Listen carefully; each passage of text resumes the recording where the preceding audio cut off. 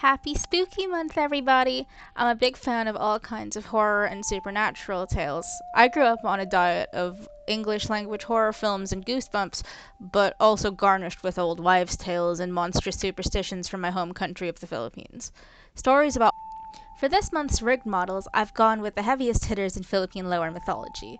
We've got a manananggal, complete with removable upper torso, rigged wings, and proboscis-like tongue, a horse-headed tikbalang with rigged mane and extra lengthy limbs, and today's subject, the Tiyanak.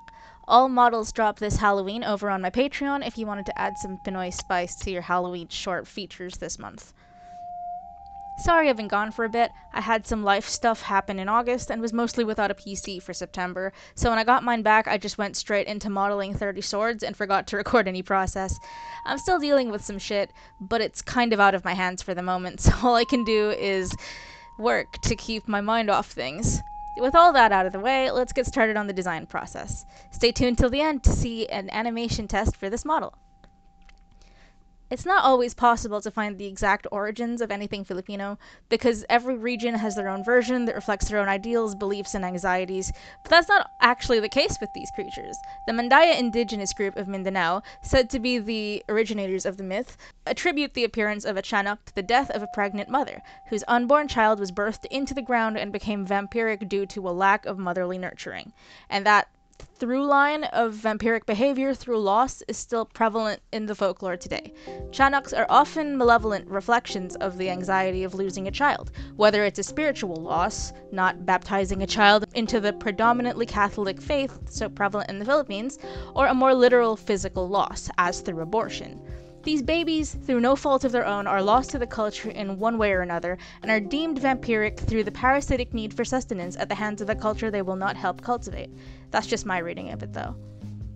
Just gonna state for the record here, though, that as a young woman, I am all for bodily autonomy, and that if anyone wants to be an evil vampire sucking the lifeblood out of cultures around the world to lengthen its own, they can decide to be baptized into Catholicism when they're old enough to learn and understand the beliefs espoused by that group of people. Anyway, since Philippine lower mythology is a bit harder to find visual pegs for, I decided to just Google image search the term Tiyanak and pick and choose some of my faves to base my character design on. I was partial to the image of that sharp-eared baby holding a bottle by Sheen Ponce and based the shape and brow strength of my model on his work.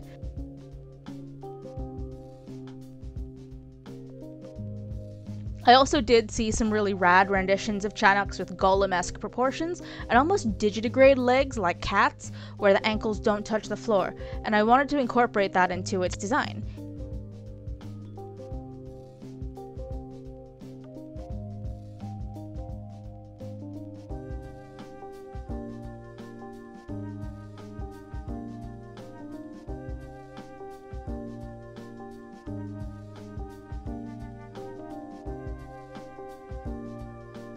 You can see me really fucking struggle busting those legs. I must have done and redone them like 10 times by the time I was happy with the sketch.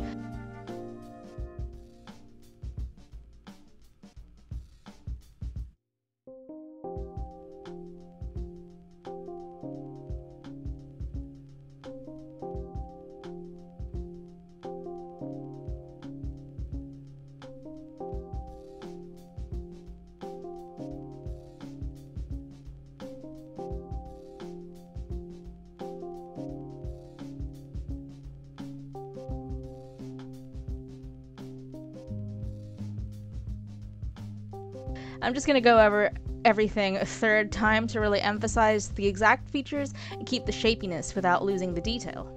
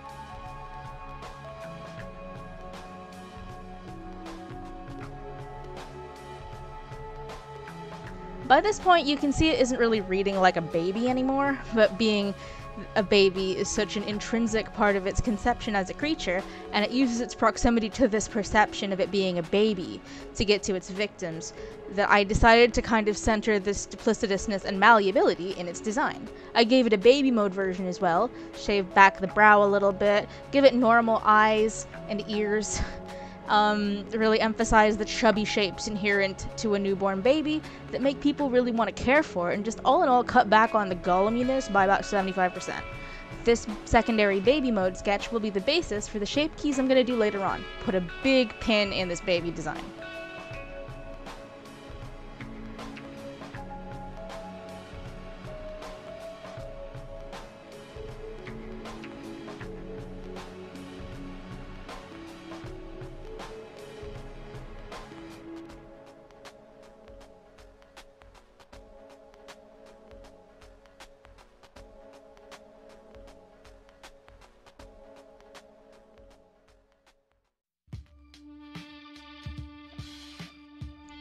Here, I do my basic setup, reference images in, one rotated on the z-axis at 90 degrees and brought forward to approximate the depth, and get started blocking in these shapes. Unlike most of my recent works, I'm not going to bother doing this one all in one model. I usually don't mind doing it that way if the shape keys are small and intrusive, like eye blinks or lip flaps, but for ear shrinking, arm and leg shortening and chubifying and nail retraction, I'd rather keep those elements all separate so nothing gets moved later on without me approving it, essentially. You've seen me do this a million times by now. Pull out the brow, add vertices as necessary for structure, refine shapes for chin and eyes to get them as close to the sketch as possible, put eye sockets in and shape the sockets around the mirrored spheres, yada yada yada. Let's just blaze past all of this. I've explained this all a billion times. It's all very par for the course.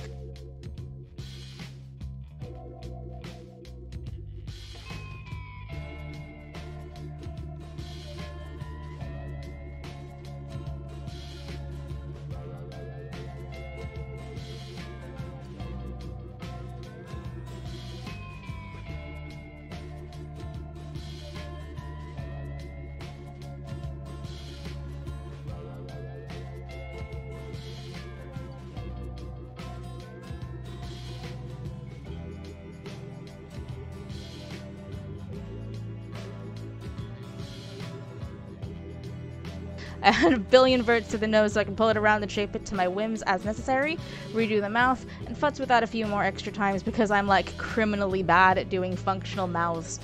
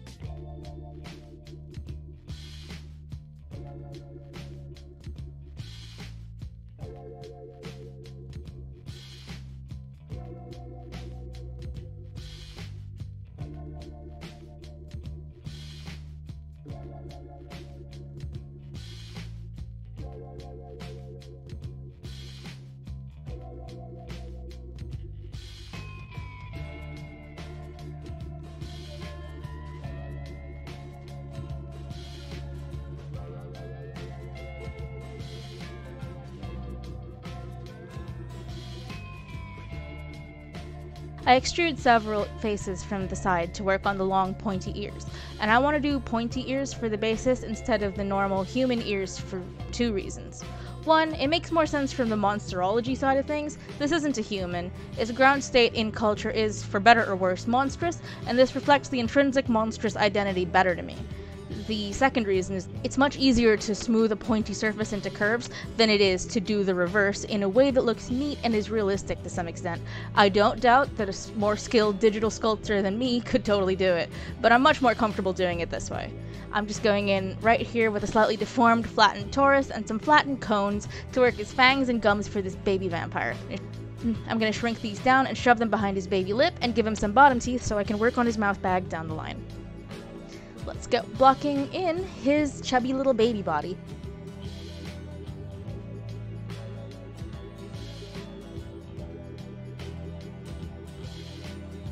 I wanted to make sure not to ignore the baby pectorals because babies do have a lot of soft fat around the area, and it's critical to selling the body as baby-like and soft and chubby.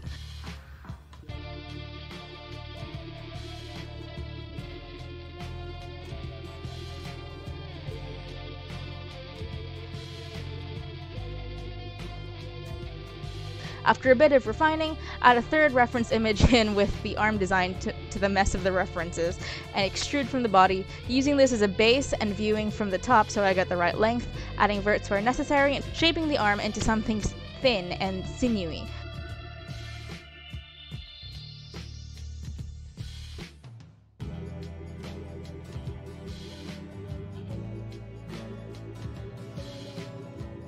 I do the same thing with the legs, making sure the body has some overhang to it, again to sell the chubby shape of the torso, which is not going to change between transformations, before extruding these nasty digitigrade legs.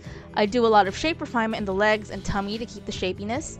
This model in comparison is pretty low poly, and I want to keep it smooth and chubby looking. I don't want there to be any sharp angles.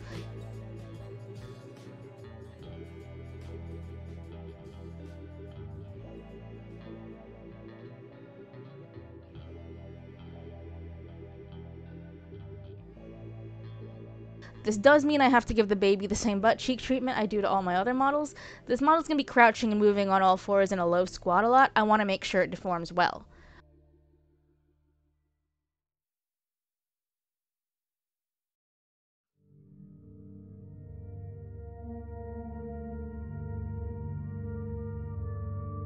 Working on digits now, I hate extruding toes and generally try to avoid it where I can, but in this context I simply cannot. I'm giving this baby retractable fingernails and toenails, and that means I gotta give him toes. It's not hard, I just don't enjoy it. I've done a few videos where I go into depth on that, so I won't rehash it here.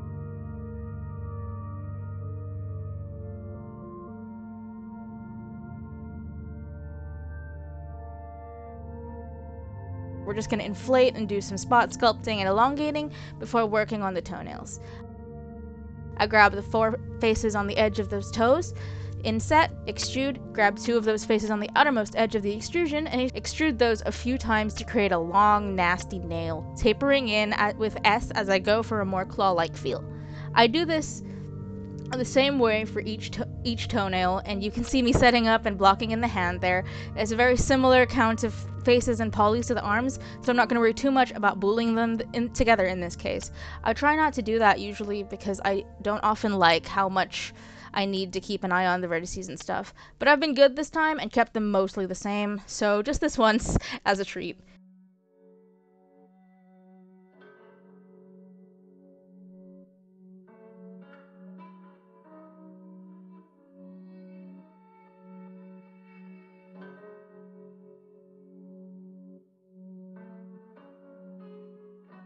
You can see me doing the same shit here that I did with the toes and the toenails to the fingers and the fingernails, extruding, adding geometry where necessary, insetting, all that good stuff.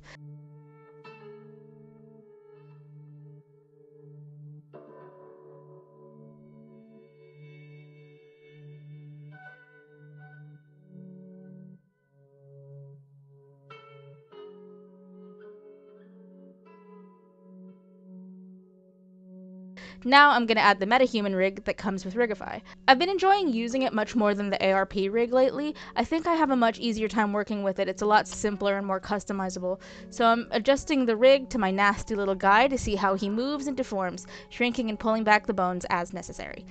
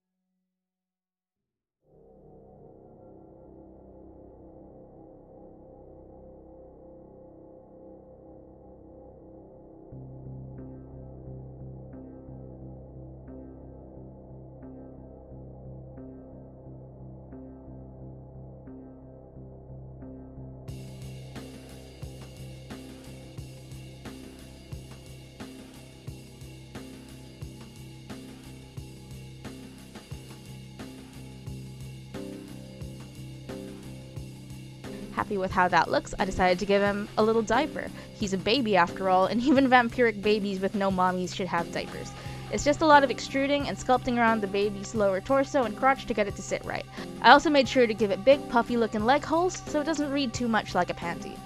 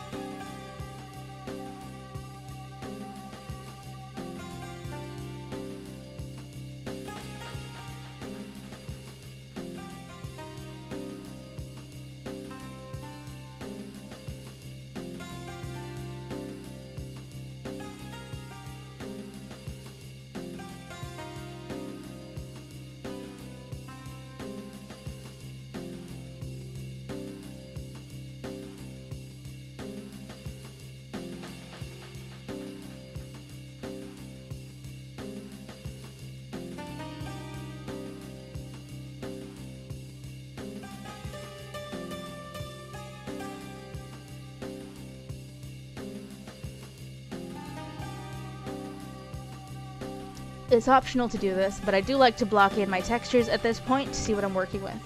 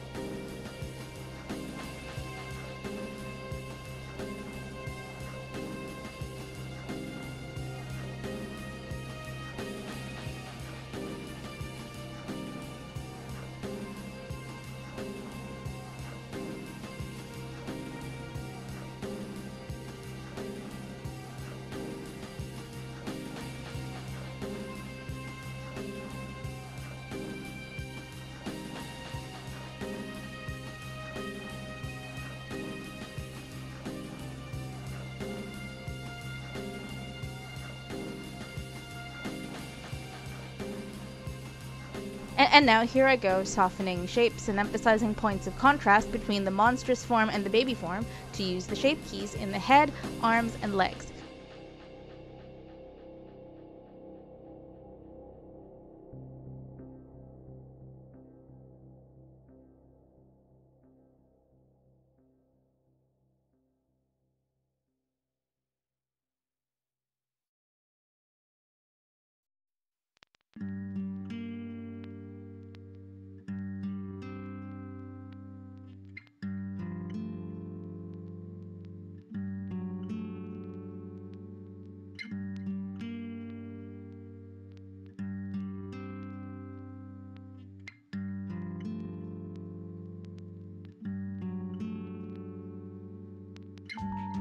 You can see me trying to shorten the arms using polymodel scaling, which I actually kept for a long time before realizing I could just shorten the arms and legs in pose mode and sculpt around that for the shape keys. I forgot to film the process for that, but it's easy enough to figure out just based on how I described it. Here I'm just shrinking the claws and moving them in close to the fingertip so they look normal. I repeat these steps for each finger and each toenail.